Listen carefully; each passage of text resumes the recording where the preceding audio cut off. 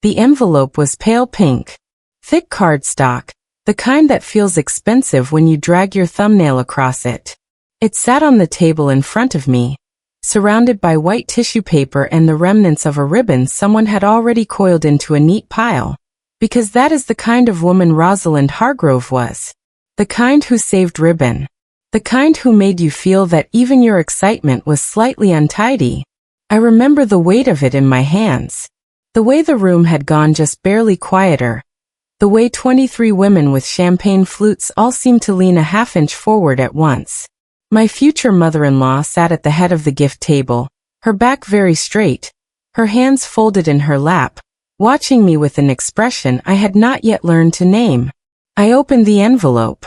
Inside was a laminated card, not a gift card, a membership card, for a fitness club 40 minutes from the apartment where Declan and I would live. On the back, in her handwriting, "You'll need these more than a ring." There was a silence. The kind that doesn't fill back in. I set the card down very carefully on the table. I smoothed the tissue paper back into the box. I said, "Thank you, Rosalind." And I looked across the room at the one woman whose eyes had already found mine. Declan's grandmother, Marta, who was 81 years old and sitting in a folding chair near the window, and who looked, for just a moment, like she had been expecting this exact thing for a very long time.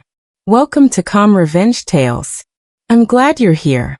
This channel exists because some stories take years to finish, and the endings are quieter than you'd expect, and far more final. If that sounds like your kind of story, subscribe before we go any further. I promise, justice arrives. It just travels at its own speed. My name is Vesna Calloway. I was 31 years old when I married Declan Hargrove, and I had been supporting myself since I was 19. I am a structural engineer. I work on bridges, specifically the load-bearing analysis of rehabilitation projects, the kind where you're examining a 100-year-old structure and determining what it can still carry. The irony of that profession, given what this story is about, is not lost on me. I grew up in a town in eastern Pennsylvania, where ambition was considered a form of ingratitude. My mother cleaned offices. My father drove a fuel truck. Neither of them ever suggested my life should look like anyone else's permission. What they gave me was more useful. They showed me, by example, that you could move through difficulty without announcing it. By the time I met Declan, I had a master's degree, a mortgage, and a client list. I had built those things alone, in sequence, without drama. Not because I was extraordinary, but because I did not know how to stop. Declan's grandmother, Marta Hargrove, had been living in the family's care, which meant in practice Rosalind's management, for 6 years. She had mild arthritis and a very sharp mind and a habit of saying precisely what she meant. Rosalind referred to her as a handful. The first time I met Marta, she shook my hand and said, "So you're the engineer?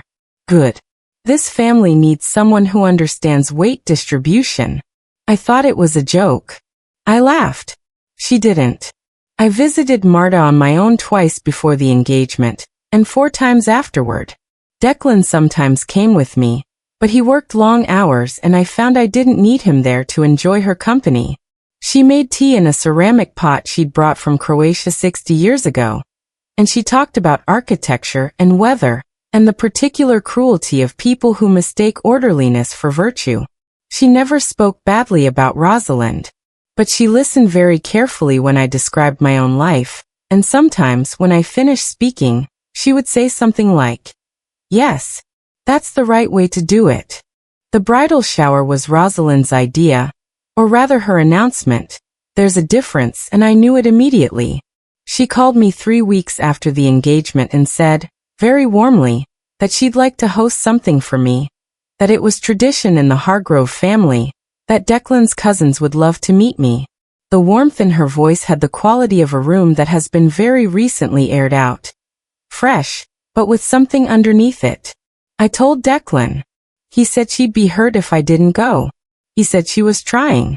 He had the particular look that men sometimes have when they have learned, over a lifetime, that the path of least resistance is paved with phrases like "she means well." I said I would go. The conditions revealed themselves slowly, across the next 2 weeks. Would I mind if the venue was the club where Rosalind played tennis? Would I mind if the guest list was primarily her friends, since my family was small and mostly out of state? Would it be all right if we did it at noon, because several of her friends had afternoon plans? Each individual request was reasonable. Together they assembled into something else entirely.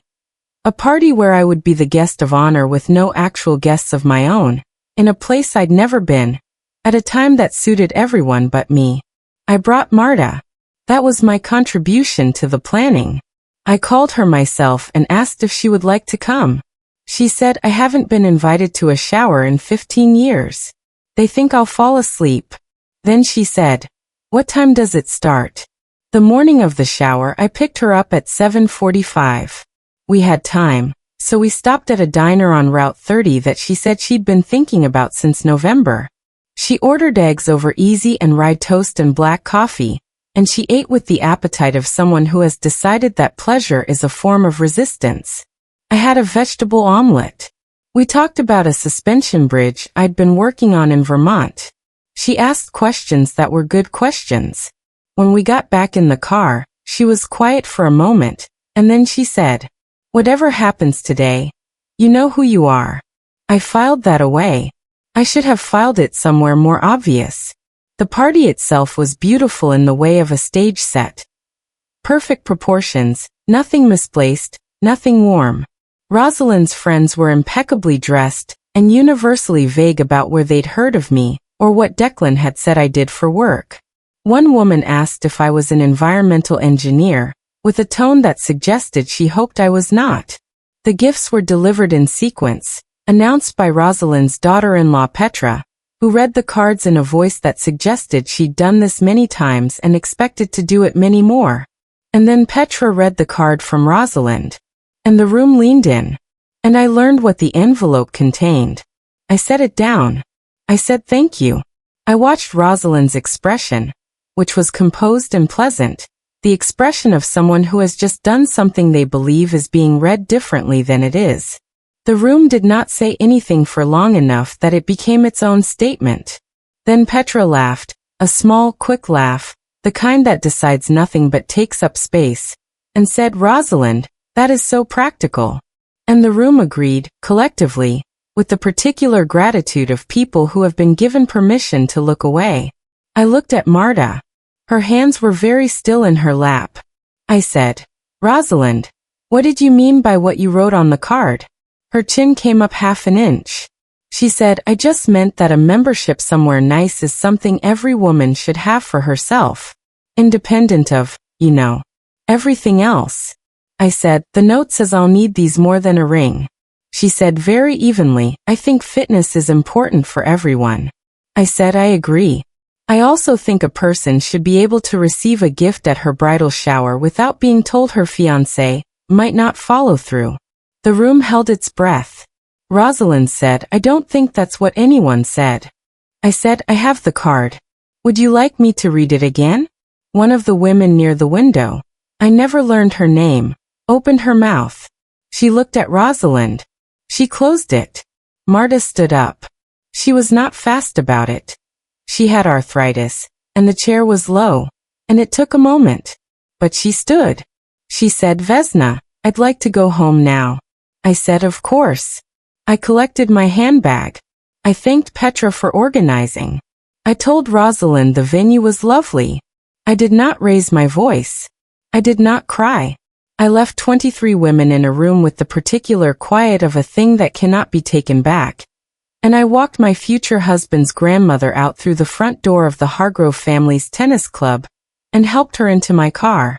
She didn't say anything until we were on the highway. Then she said, she's afraid of you, Not of what you might do. Of what you already are. I said I wasn't sure that made it better. She said it doesn't. It just makes it true. Declan and I married 8 months later. We did not have the Hargrove family at our wedding. That is a longer story, the kind with incremental decisions rather than a single moment, but the gym membership card was the first brick pulled from the wall, and what followed came down steadily, piece by piece. I will not pretend the separation from his family cost nothing. It cost Declan specifically.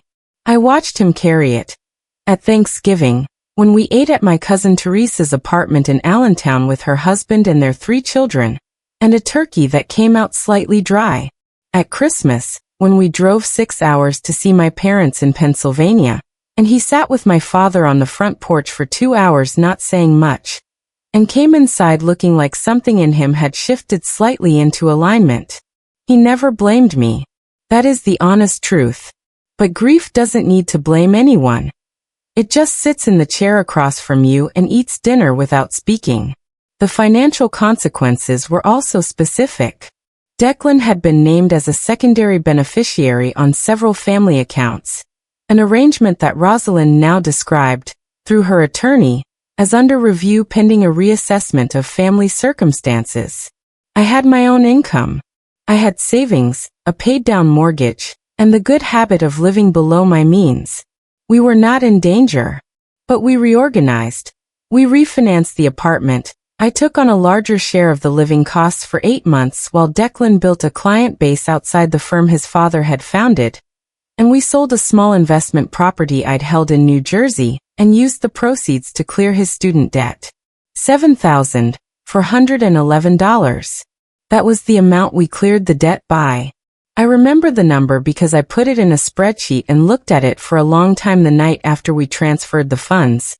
Not with regret, but with the particular clarity that comes from knowing exactly what something has cost and deciding it was worth it anyway. The ceramic teapot from Croatia lived on the shelf in our kitchen. That was the arrangement Marta and I had come to. She could not move in with us. The logistics were wrong, the space was wrong, but she had things she wanted me to keep. In case, she said, and didn't say in case of what. The teapot was the first thing she sent. It arrived in a box with so much bubble wrap that Declan laughed and said it looked like it was being shipped to the moon. On the bottom, in her handwriting, was a label that said only, for V important. Don't sell. I didn't ask what it meant. I put it on the shelf. We made tea in it on Sunday mornings. It was a very good pot. The spout poured cleanly and the handle was the right weight in the hand, and the tea stayed hot longer than you'd expect. A few months after the wedding, Rosalind called. She was warm, the way she'd been at the beginning, all freshly aired warmth. She said she felt terrible about the distance that had grown between everyone. She said she'd love to have us for dinner. She said she'd spoken to the attorney about the accounts, and left that sentence carefully unfinished. I said we'd think about it. Declan and I talked that night for a long time. He said it was up to me. I said, it's not up to me, it's up to us. He said, then I don't want to go if it means you go somewhere small to do it. We didn't go. 2 months later, there was another call, this time from Petra, who was warmer still, who mentioned that the accounts had been formally reinstated, and that perhaps a fresh start was the adult way to handle things. She said Rosalind was willing to apologize, and there was a faint quality to the way she said willing that told me exactly how willing. I said, tell her thank you. And please send our love to Marta. Petra paused just a beat too long. Then she said, of course. If you're watching this and you're somewhere in the middle of your own story, the part where you've paid a price and you're not sure yet what it bought you, subscribe. So the rest of the story finds you. This is the part that matters.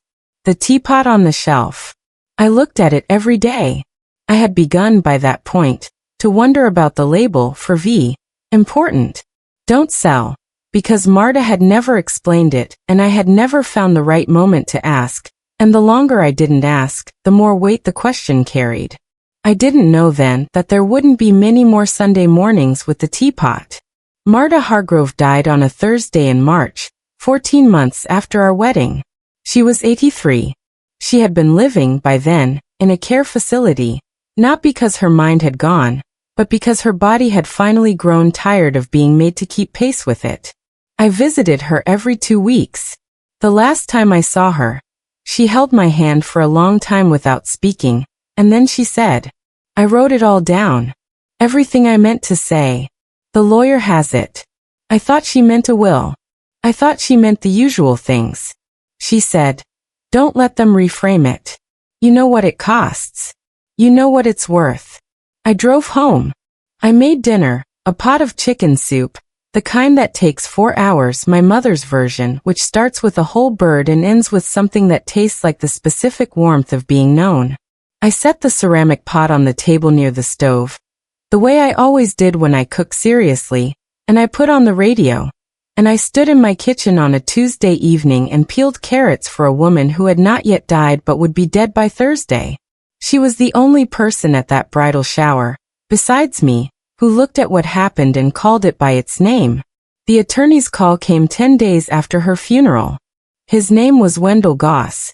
He had a practice in Lancaster and a careful, precise way of speaking that I recognized as the professional equivalent of my own. He said that Marta Hargrove had requested my presence at the reading of her estate documents, along with Rosalind Hargrove, Petra Hargrove, Declan, and a cousin named Ivor who had flown in from British Columbia, and who I had never met, but who turned out to be a quiet man with a beard and the particular posture of someone who expects to be disappointed. The reading took place in Wendell Goss's conference room on a Wednesday morning.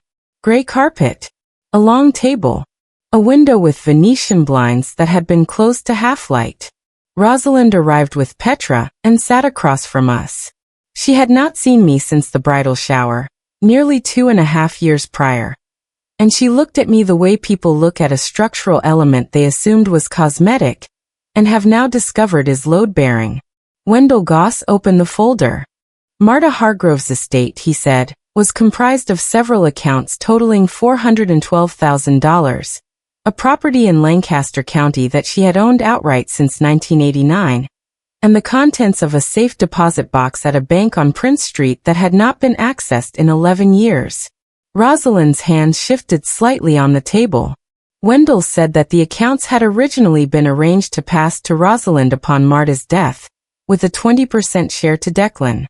This was the arrangement Rosalind had been expecting for at least 15 years.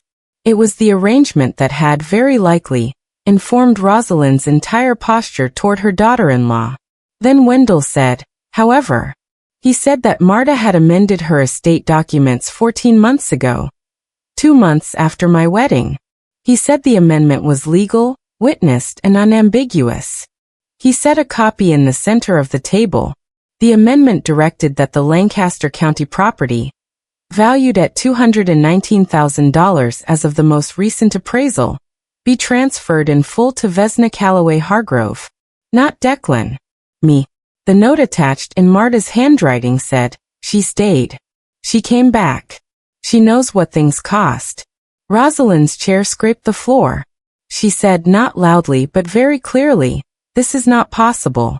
Wendell said it was not only possible but executed.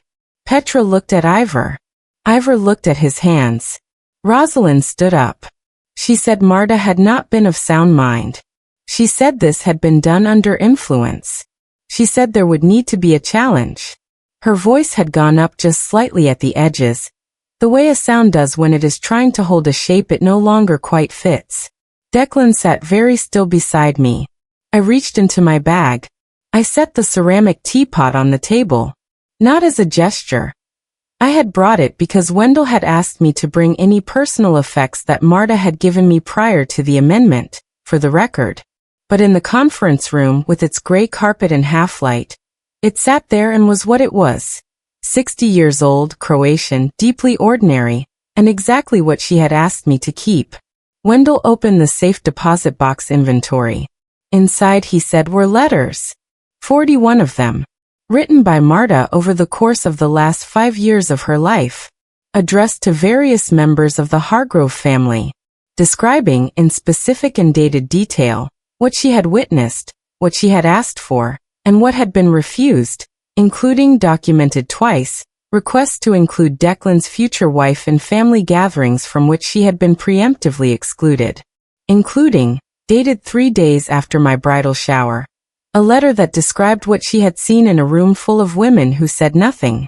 The letter used the phrase, she set the card down and said thank you. That is the kind of woman this family needs to stop punishing for being good at existing. Petra made a sound. Not a word. Just a sound. Her eyes had gone to the window with the Venetian blinds. I looked at Rosalind. She was sitting again. Her hands were flat on the table. She had the look of a person who has just understood, all at once, the structure of something they thought they had already mapped. I said. She told me not to sell the pot. Rosalind said nothing. I said. She said don't let them reframe it. I think she meant this room. Wendell allowed a brief silence and then continued with the inventory.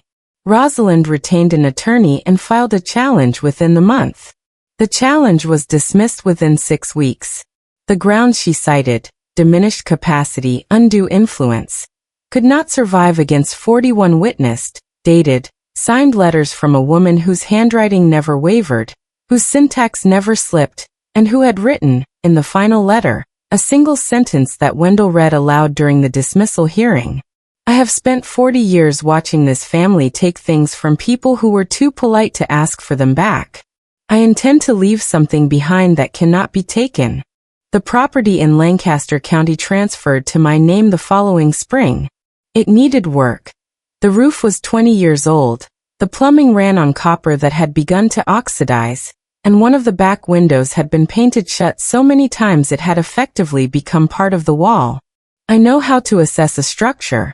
I contracted the roof first, then the plumbing, then began on the windows myself, which is slower but teaches you more about the house.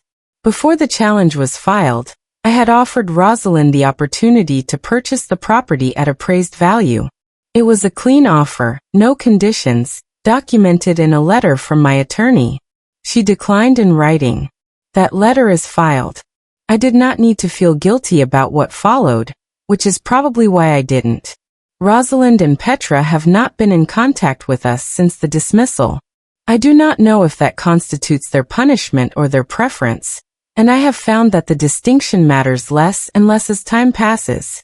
Ivor, the cousin from British Columbia, sent a card that said only, "My grandmother talked about you once. She said, that one knows how to hold weight." I put the card in the same drawer as Marta's teapot label. Declan's relationship with his mother is, as best I can describe it, in abeyance, an engineering term for a state of suspension, waiting to be resolved. He calls her twice a year. She answers. They speak for 20 minutes about nothing. It is not warmth, but it is not a closed door, and he needs it to remain ajar. I understand that. I have never asked him to shut it. The Lancaster property is ours now. On Sunday mornings, we sometimes drive out to work on it. Declan in the garden, which has gone wild and beautiful in its neglect, and me inside with a measuring tape and a clipboard, figuring out what the structure can still carry. We make tea when we're there. In Marta's pot, which I bring in a canvas bag, padded with a dish towel. The spout still pours cleanly. The handle is still the right weight. Last Sunday, Declan filled the cups and handed me mine through the back window, the one I'd finally gotten open. And the light was coming in at an angle that turned everything in the kitchen the color of October. And he said she'd like this. And I said yes. She planned it this way. And we stood on either side of the window in the house that an 83-year-old Croatian woman had left to a structural engineer she'd met twice before deciding I could be trusted with the weight, and drank our tea. Some people leave money. Marta left me the knowledge that I was exactly who I thought I was, witnessed, dated, and signed. That's the inheritance that doesn't depreciate. If someone in your life is being told, by word or by gesture, that they are less than what they are, call them today. Not tomorrow. Today. Tell them what you see. Write it down if you have to. You never know which version of it they'll carry into a room someday, and what it might finally be able to hold.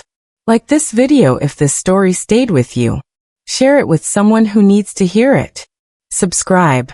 There are more stories here, and they all end the same way. Slowly, precisely, with everything accounted for. I'll see you in the next one.